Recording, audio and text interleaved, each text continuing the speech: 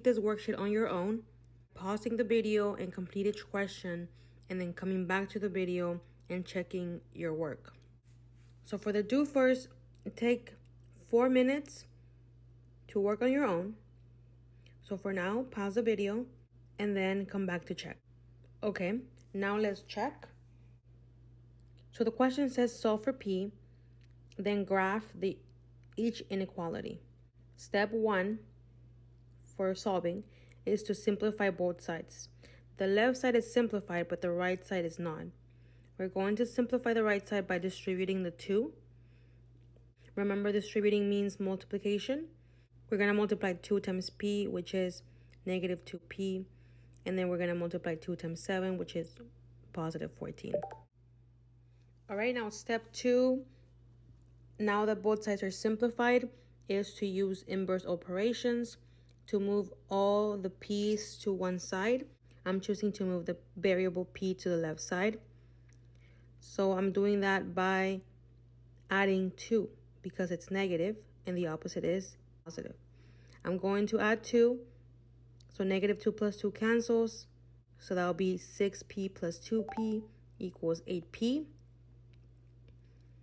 Now that my variables are on the left, I'm going to move my constants to the right. So since my 10 is negative, I'm going to do the opposite, which is adding.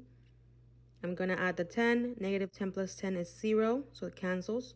So I get 8P is more than or equal to. And then on the right side, it was 14 plus 10, which is 24. All right, my last step is always division. I'm going to divide because 8 and P are being multiplied, right? And the opposite is division. My left side cancels. 8 divided by 8 is 1. So it cancels, and I just get P is more than or equal to. And then 24 divided by 8 is 3. So my answer is P is more than or equal to 3. So the steps for graphing is step 1, draw the number line. So I'm going to draw. I'm going to put my 0 just to have the midpoint. I'm going to add my number 3. All right, step 2. Are we going to add an open circle or a closed circle on the 3? And the answer is a closed circle because of the equal sign, right? Greater or equal to, that's closed circle. And then step 3 would be P is greater than 3. I know that because the mouth of the alligator is eating P, so P is bigger. So the direction for greater would be to the right. So my arrow should be going to the right. My direction should be right.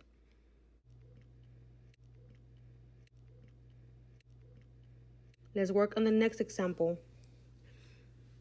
We have both sides already simplified.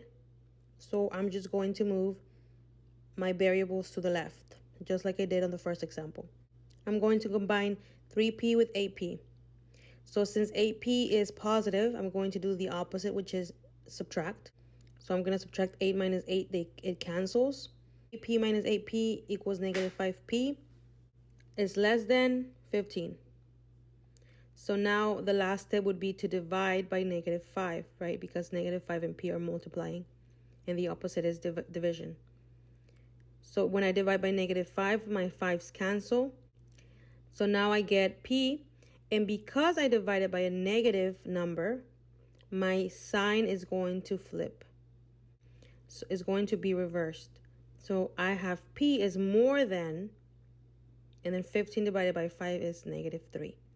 So my answer is P is more than negative 3. Let's graph. Step 1, let's draw the number line. Here's my 0. Here's my negative 3.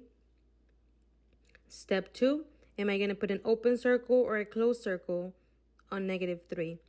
The answer is open because the inequality is greater than. It doesn't have an equal to in the bottom. Okay, and the last step is the direction. So P is greater, right? Because the alligator is eating it. So P is greater. Greater means to the right. So I'm going to put my arrow to the right. Now spend 4 minutes on explore and work together on this problem. Pause the video for now, and then you can come back after 4 minutes. Okay, work together, guys. Okay, let's check. So it says Diana wants to invite her friends to get some snow cones. The snow cones cost $125 each. So that means $125 per snow cone. She has a maximum of $12 to spend on snow cones, right? So then we underline she has a maximum of $12. Letter A is asking you to write an inequality that represents the situation. So let's start with 1.25 per snow cone, right? Whenever they say 125 each, it means multiplication. So we say 125 times X, right? And you can give it whatever variable. I'm going to give it an X. X here represents the snow cones. And then it says it has a maximum of $12. So we're going to write $12 on the right side, right? That's how much she has. That's the total amount of money she has. So we have 1.25x, which represents how much she's going to spend on snow cones. And then we have a 12, which represents how much she has to spend.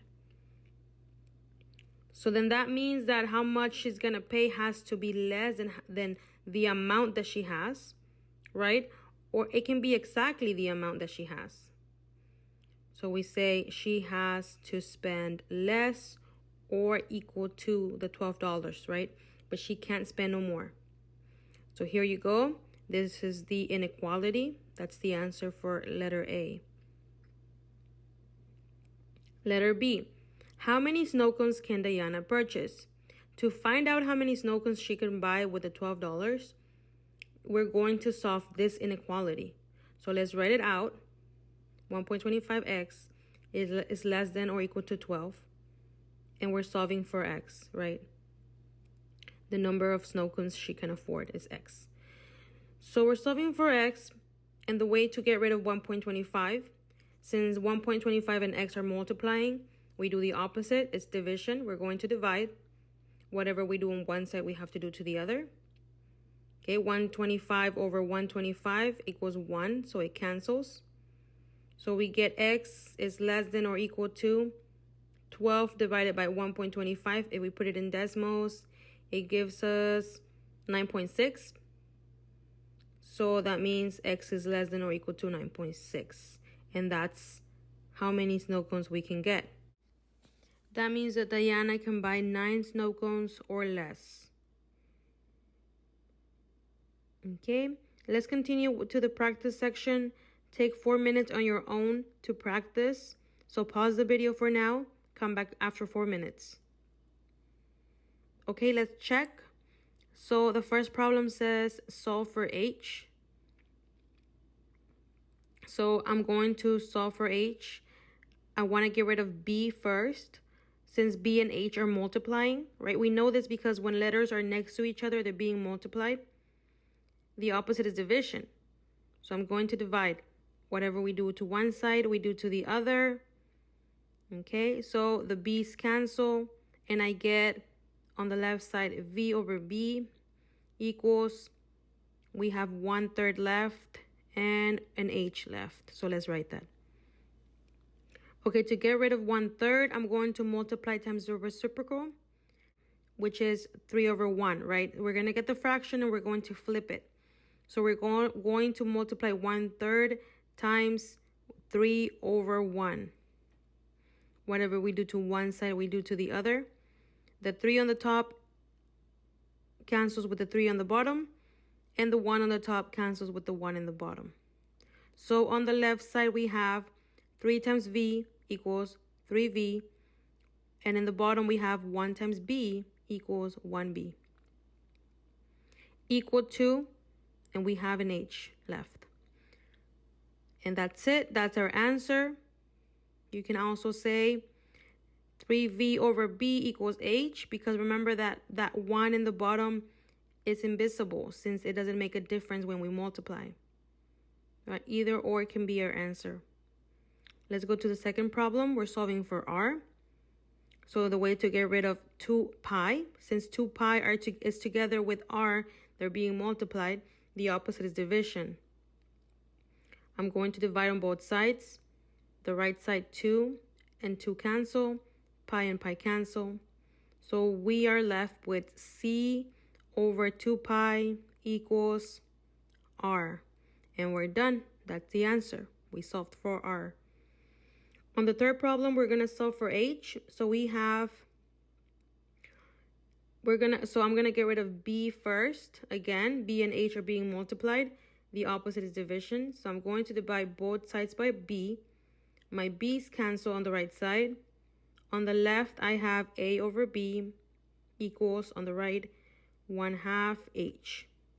My h is still not alone, so the way to get rid of 1/2 is by multiplying times the reciprocal, which means flip the fraction, right? So I'm going to have 2 over 1 on both sides. We're going to multiply times 2 over 1 on both sides.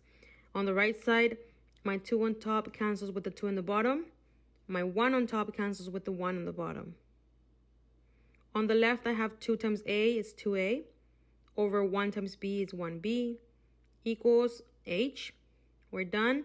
That's the answer. Or remember that the 1 in the bottom in the denominator is invisible, so we can just say 2a over b equals h. Either or is correct. And that's it.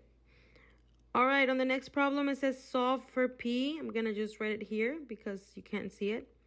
Solve for p. So I'm going to circle the variable that I want to solve for. So take 2 minutes to work on your own. Pause the video and come back in 2 minutes. Go. Okay, let's check. To solve for p, I want to get rid of the 2 in the bottom, right? The opposite of bottom is top. The 2 in the bottom, that means that it's being divided. So the opposite is multiplication. I'm going to multiply 2, and whatever I do to one side, I do to the other. On the right side, the 2 on top and 2 on the bottom cancel. So I have left on the left side, 2 times negative 12 is negative 24, is more than p. And that's my answer. My answer is negative 24 is more than p. So the question is, what is a possible solution? And I'm saying circle 2 answers. I'm going to draw a number line to help you see the possible answers. So I'm putting all those choices in the number line. And then I'm going to graph negative 24 is greater than p. That means that 24 is going to be an open circle, not included. And because p is less than negative 24, that means that my answers are going to be to the left. So the answers that are to the left are negative 30 and negative 27. So those are my answers, right? Circle 2 answers. I circled 2. Okay, so for the next problem, I'm going to explain. So the question is so it says to solve for x. So on the first problem, we want to solve for x. We can't move a because a and x are being multiplied. The opposite is division, and remember that division is not the first step. The first step is subtraction. So I'm going to subtract my by. I'm subtracting because it's already positive, so I'm doing the opposite. And I'm doing it to both sides. On the left side, it cancels. And I have left ax equals c minus. I cannot subtract by from c, so I'm just going to write it down. C minus by. All right, I'm still trying to solve for x. A is being multiplied to x. So I'm going to do the opposite, divide by a on both sides. On the left, they cancel. So I get x equals c by over a. And that's a possible answer, right? That's correct. But we can still simplify. So let's simplify. To simplify, we're going to divide the first numerator with the denominator. C over a. We can't do it, so we're just going to write it. And then we're going to do the second numerator divided by the denominator, the same denominator. So we get negative by over a. So we get negative, we can't do it, so we just write negative b over a y. Or you can say negative by over a. Okay. And that is our answer. Next problem, we're going to solve for x. So that means that I'm going to move my 2y to the left with the other y, with the 16y. It's negative, so I'm going to add 2y to both sides. My right side cancels, and we get 16y plus 2y, that's 18y, plus 9 equals 9x. Last step to solve for x is divide by 9 on both sides. My 9's cancel. So I get 18y plus 9 over 9 equal x. And that's correct, but we're going to simplify one more time. So we're going to divide the first numerator by the denominator. So we get 18 over 9, and don't forget to put the y. And then we're going to divide the second numerator by the same denominator. So it's going to be 9 divided by 9. Let's put 18 over 9 in the calculator, or think about it. What is 18 over 9? The answer is 2. And don't forget to bring down your y. And then we're going to do 9 divided by 9. That's 1 equals x. And that's your answer. It's simplified. That's it. All right. The last problem is a CFU, and I want you to stop the video to work on this. Take 4 minutes and then come back to check. Okay, let's check. It says solve the literal equation for x. So right here we have y equals mx plus b. I want to solve for x. First thing that I'm going to do is subtract, right? So I'm going to subtract b to both sides. Remember that I can't get rid of m because m and x are being multiplied. The way to get rid of m is division, and division is not the first step. The first step is to subtract. So I'm going to subtract b from both sides. On the right, it cancels. On the left, I get y minus b and equals mx, right? Because the b's canceled. So I have m and x. I want to solve for x. So the way to get rid of m is by doing the opposite. M and x are multiplying. The opposite is division. So I'm going to divide both sides by m. My m's on the right cancel. So I get y minus b over m equals x. And that's correct. Now let's simplify. We're going to divide y divided by m. And then we're going to divide the second numerator by the same denominator. So we get negative b divided by m. And we can't do it, so we just write negative b divided by m equals x. That's it. That's the answer. Okay, let's go to the second problem. We're solving for x. So we want to move that 9 to the left side. It's positive. The opposite is negative. So I'm going to subtract 9 from both sides. And I get 3y. 1 positive 1 minus 9 is negative 8 equals, my 9 canceled. My 9's canceled.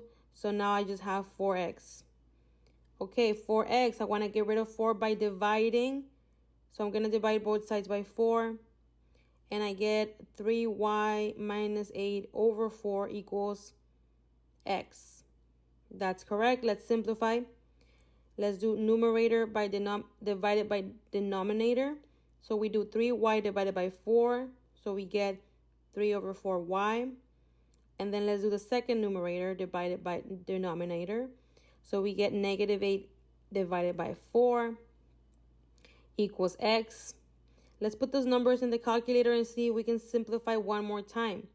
3 divided by 4 stays the same. But negative 8 divided by 4 changes to 2. So we get 3 over 4y minus 2 equals x. And that's our answer.